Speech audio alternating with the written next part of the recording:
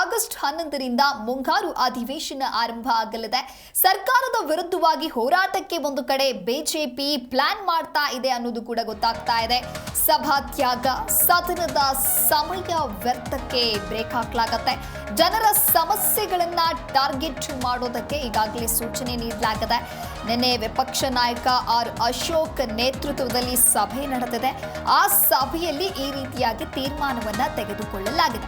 ಅಂದ್ರೆ ಸರ್ಕಾರದ ವಿರುದ್ಧವಾಗಿ ಯಾವ ರೀತಿ ಹೋರಾಟವನ್ನ ಮಾಡಬೇಕು ಮುಂಗಾರು ಅಧಿವೇಶನದಲ್ಲಿ ಅಂತ ಹೇಳಿ ಬಿಜೆಪಿ ಅದಕ್ಕೆ ಬೇಕಾಗಿರ್ತಕ್ಕಂತಹ ತಂತ್ರಗಳನ್ನು ರೂಪಿಸ್ತಾ ಇದೆ. ಅಂದ್ರೆ ಪ್ಲಾನ್ ಅನ್ನ ಮಾಡ್ಕೊಳ್ತಾ ಇದೆ. ದಾಖಲೆ ಸಮೇತ ಸರ್ಕಾರದ ಕಿವಿ ಹಿಂಡಲು ತಯಾರಿ ನಡೆಸಿದಂತೆ ಕಾಣಿಸ್ತಾ ಇದೆ. ಹಾಗಾಗಿ ಆಗಸ್ಟ್ 11ರಿಂದ ಈ ಮುಂಗಾರು ಅಧಿವೇಶನ ಆರಂಭ ಆಗಲಿದೆ. ಸರ್ಕಾರದ ವಿರುದ್ಧವಾಗಿ ಹೋರಾಟವನ್ನು ಮಾಡೋದಕ್ಕೆ ಒಂದು ಕಡೆ ಬಿಜೆಪಿ ಪ್ಲಾನ್ ಅನ್ನ ಮಾಡ್ಕೊಳ್ತಾ ಇದೆ, ಸಿದ್ಧತೆಯನ್ನ ಮಾಡ್ಕೊಳ್ಳಾಗ್ತಾ ಇದೆ. ಯಾವ ವಿಚಾರವನ್ನ ಪ್ರಸ್ತಾಪ ಮಾಡಬೇಕು, ಆ ನಿಟ್ಟಿನಲ್ಲಿ ಸರ್ಕಾರಕ್ಕೆ ಹೇಗೆ ಕೌಂಟರ್ ಅನ್ನ ಕೊಡಬೇಕು ಅನ್ನೋದಾಗಿ, ಇನ್ನು ಸಭಾತ್ಯಾಗ, ಸದನದ ಸಮಯ ವ್ಯರ್ಥಕ್ಕೆ ಬ್ರೇಕ್ ಹಾಕಬೇಕು. ಜನರ ಸಮಸ್ಯೆಗಳು ಏನಿದೆ, ಜನರಿಗೆ ಏನು ಸಮಸ್ಯೆ ಎದುರಾಗ್ತಾ ಇದೆ, ಆ ವಿಚಾರಗಳನ್ನ ಟಾರ್ಗೆಟ್ ಮಾಡೋದಕ್ಕೆ ನಿನ್ನೆ ನಡೆದಿರ್ತಕ್ಕಂಥ ಸಭೆಯಲ್ಲಿ ಸೂಚನೆಯನ್ನ ನೀಡಲಾಗಿದೆ. ವಿಪಕ್ಷ ನಾಯಕ ಆರ್ ಅಶೋಕ್ ನೇತೃತ್ವದಲ್ಲಿ ನಿನ್ನೆ ಸಭೆ ನಡೆದಿದ್ದು, ಆ ಸಭೆಯಲ್ಲಿ ಮುಂಗಾರು ಅಧಿವೇಶನ ಆರಂಭದ ಕುರಿತು ಅಂದ್ರೆ ಯಾವ ವಿಚಾರಕ್ಕೆ ಸಂಬಂಧಪಟ್ಟಂತೆ ಪ್ರಸ್ತಾಪ ಮಾಡಬೇಕು ಅನ್ನೋದಾಗಿಯೂ ಕೂಡ ತೀರ್ಮಾನವನ್ನು ಮಾಡಲಾಗಿದೆ. ದಾಖಲೆಯ ಸಮೇತ ಸರ್ಕಾರದ ಕಿವಿ ಹಿಂಡಲು ತಯಾರಿಯನ್ನ ನಡೆಸಲಾಗಿದೆ. ಆಗಸ್ಟ್ 11ರಿಂದ ಮುಂಗಾರು ಅಧಿವೇಶನ ಆರಂಭ ಆಗಲಿದೆ. ಅಧಿವೇಶನದಲ್ಲಿ ಬಿಜೆಪಿ ನಾಯಕರ ಟಾರ್ಗೆಟ್ ಏನು ಹಾಗಾದ್ರೆ ಅನ್ನುವಂತ ಪ್ರಶ್ನೆ.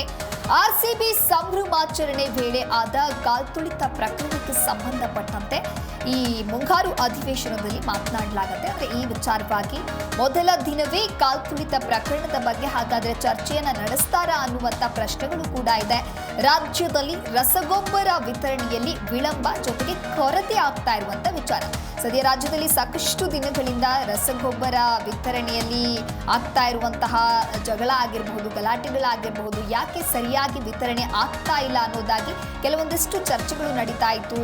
ಪರ ವಿರೋಧದ ಹೇಳಿಕೆಗಳು ಕೂಡ ಕೇಳಿ ಬಂದಿತ್ತು. ಹಾಗಾಗಿ ಆ ವಿಚಾರವನ್ನ ಪ್ರಸ್ತಾಪ ಮಾಡುವಂತ ಸಾಧ್ಯತೆ ಇದೆ.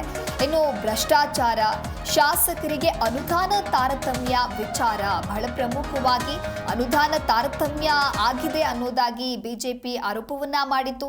ಒಳ ಮೀಸಲಾತಿ ವಿಚಾರ ಆಗಿರ್ಬೋದು, ಗ್ಯಾರಂಟಿ ಅನುಷ್ಠಾನ ಜಾರಿಯ ಕುರಿತಂತೆ, ಹೀಗೆ ಕೆಲವೊಂದಿಷ್ಟು ವಿಚಾರಗಳ ಕುರಿತಂತೆ ಸರ್ಕಾರದ ವಿರುದ್ಧವಾಗಿ ಹೋರಾಟಕ್ಕೆ ಬಿಜೆಪಿ ಪ್ಲಾನ್ ಮಾಡಲಾಗಿದೆ. ಅಂದ್ರೆ ಏನೀಗ ಉಲ್ಲೇಖವನ್ನ ಮಾಡಲಾಗಿದೆ, ಆ ಪ್ರಮುಖ ವಿಚಾರಗಳನ್ನ ಪ್ರಸ್ತಾಪ ಮಾಡಲಾಗುತ್ತೆ. ಆಗಸ್ಟ್ 11ರಿಂದ ಮುಂಗಾರು ಅಧಿವೇಶನ ಆರಂಭ ಆಗುತ್ತೆ. ಹಾಗಾಗಿ ಅಲ್ಲಿ ಯಾವ ವಿಚಾರಗಳನ್ನ ಪ್ರಸ್ತಾಪ ಮಾಡಬೇಕು ಅನ್ನುವಂಥ ನಿಟ್ಟಿನಲ್ಲಿ ನಿನ್ನೆಯೇ ವಿಪಕ್ಷ ನಾಯಕ ಆರ್ ಅಶೋಕ್ ನೇತೃತ್ವದಲ್ಲಿ ಒಂದು ಸಭೆಯನ್ನ ಮಾಡಲಾಯಿತು. ಆ ಸಭೆಯಲ್ಲಿ ತೀರ್ಮಾನವನ್ನ ಕೈಗೊಳ್ಳಲಾಗಿದೆ. ಸಭಾತ್ಯಾಗ ಅಂದ್ರೆ ಸದನದ ಸಮಯವನ್ನ ಸುಮ್ಮನೆ ವ್ಯರ್ಥ ಮಾಡಬಾರ್ದು ಅನ್ನುವಂಥ ನಿಟ್ಟಿನಲ್ಲಿ, ಜೊತೆಗೆ ಜನರಿಗೆ ಸಮಸ್ಯೆ ಏನ್ ಆಗ್ತಾ ಇದೆ ಬಹಳ ಪ್ರಮುಖವಾಗಿ ಆ ಸಮಸ್ಯೆಗಳನ್ನ ಟಾರ್ಗೆಟ್ ಮಾಡೋದಕ್ಕೆ ಸೂಚನೆಯನ್ನ ಕೂಡ ನೀಡಲಾಗಿದೆ. ಡಾಕ್ಯುಮೆಂಟ್ ಸಮೇತ ಸರ್ಕಾರದ ಕಿವಿ ಹಿಂಡೋದಕ್ಕೆ ಏನೆಲ್ಲ ತಯಾರಿಗಳು ಬೇಕು ಅದೆಲ್ಲವನ್ನ ಕೂಡ ಸದ್ಯ ಬಿಜೆಪಿ ಮಾಡ್ಕೊಳ್ತಾ ಇದೆ. ಹಾಗಾಗಿ ಅಧಿವೇಶನದಲ್ಲಿ ಹಾಗಾದ್ರೆ ಬಿಜೆಪಿ ನಾಯಕರ ಟಾರ್ಗೆಟ್ ಏನು ಅನ್ನೋದೇ ಇದೀಗ ದೊಡ್ಡ ಪ್ರಶ್ನೆಯಾಗಿದೆ.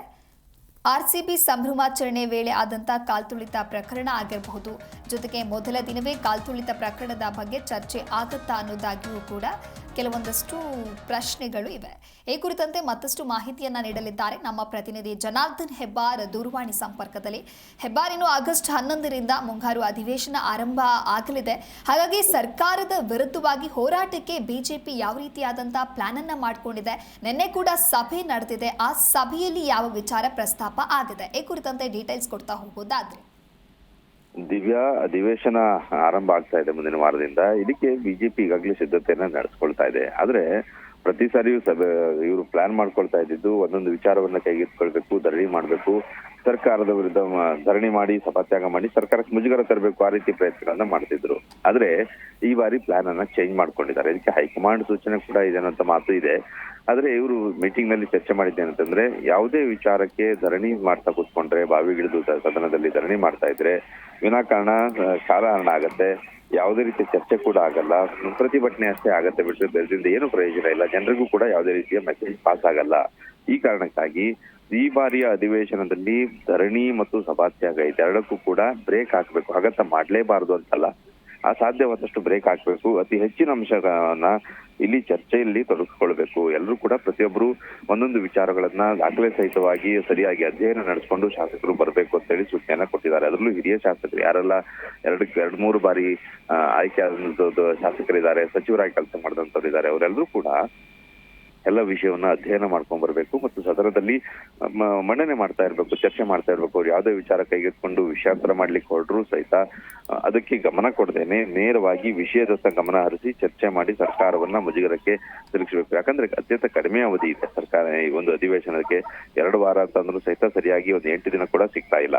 ಈ ಕಾರಣಕ್ಕಾಗಿ ಪ್ರತಿಯೊಂದು ವಿಚಾರವನ್ನು ಕೈಗೆತ್ತಿಕೊಳ್ಬೇಕಾಗಿದೆ. ಕಾಲ್ತುಳಿತ ಪ್ರಕರಣ ಇದೆ, ಭ್ರಷ್ಟಾಚಾರದ ವಿಚಾರಗಳಿದಾವೆ, ಹೀಗೆ ಹಲವಾರು ವಿಚಾರಗಳು ಸರ್ಕಾರದ ವಿರುದ್ಧ ಮೀಸಲಾತಿ ಸೇರಿದಂಗೆ, ಒಳ ಮೀಸಲಾತಿ ಸೇರಿದಂಗೆ ಬಹಳಷ್ಟು ವಿಚಾರಗಳಿದೆ. ಇದಕ್ಕೆಲ್ಲದಕ್ಕೂ ಕೂಡ ಒಂದೊಂದು ದಿನ ಒಂದೊಂದು ವಿಚಾರ ಎತ್ಕೊಂಡ್ರು ಸಹಿತ ಅಧಿವೇಶನದ ಎಲ್ಲಾ ದಿನದಲ್ಲಿ ಎಲ್ಲ ವಿಚಾರವನ್ನ ಮಂಡಿಸಲಿಕ್ಕೆ ಸಾಧ್ಯ ಆಗಲ್ಲ, ಅಷ್ಟು ಕಡಿಮೆ ಅವಧಿ ಇದೆ. ಈ ಕಾರಣಕ್ಕಾಗಿ ಪ್ರತಿ ಕ್ಷಣವನ್ನು ಸಹಿತ ಚರ್ಚೆಯನ್ನು ತೊಡಸ್ಕೊಂಡು ಸರ್ಕಾರವನ್ನ ಇಕ್ಕಟ್ಟಿಗೆ ಸಿಲುಕಿ ಸರ್ಕಾರದ ವೈಫಲ್ಯವನ್ನ ಜನರಿಗೆ ಎತ್ತಿ ತೋರಿಸುವಂತ ಕೆಲಸವನ್ನ ಮಾಡಬೇಕು ಅಂತೇಳಿ ಸದನದಲ್ಲಿ ಈ ರೀತಿಯ ಕೆಲಸಗಳನ್ನ ಮಾಡಬೇಕು ಅಂತೇಳಿ ನಿನ್ನೆ ದಿನ ನಡೆದಂತ ಸಭೆಯಲ್ಲಿ ತೀರ್ಮಾನವನ್ನ ಮಾಡ್ಕೊಂಡಿದ್ದಾರೆ ಅನ್ನುವಂತ ಮಾಹಿತಿ ಲಭ್ಯ ಆಗಿದೆ.